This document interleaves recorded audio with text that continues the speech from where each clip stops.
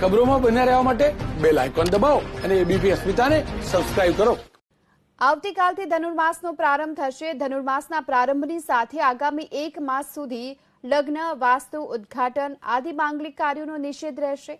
જાન્યુઆરીથી માર્ચ એમ કુલ 3 મહિનામાં લગ્ન માટેનું એકમાત્ર શુભ મુહૂર્ત 18 જાન્યુઆરી છે। હવે વર્ષ 2021માં લગ્ન માટેના કુલ 51 શુભ મુહૂર્ત છે। વસંત પંચમીના વણજોયું મુહૂર્ત ગણવામાં આવે છે, પરંતુ આ વખતે 16 ફેબ્રુઆરીના વસંત પંચમી છે, ત્યારે પણ લગ્ન માટે કોઈ શુભ મુહૂર્ત નથી। આ સાથે 18 જાન્યુઆરી બાદ લગ્ન માટેનું શુભ મુહૂર્ત 22 એપ્રિલના છે।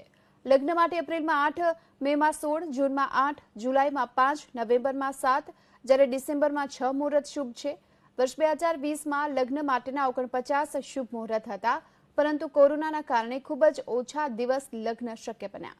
ધનુર્માસમાં ધન, ધૂન, ભક્તિ, કીર્તન કરવાનું પણ મહાત્મ્ય છે, જેના કારણે મંદિરોમાં મોટી સંખ્યામાં ભક્તો ઉમટી પડતા હોય છે, પરંતુ કોરોનાના કારણે આ વખતે મોટાભાગના મંદિરમાં પણ ખૂબ ઓછા ભક્તો સાથે ધૂન ભજનના કાર્યક્રમ યોજાશે।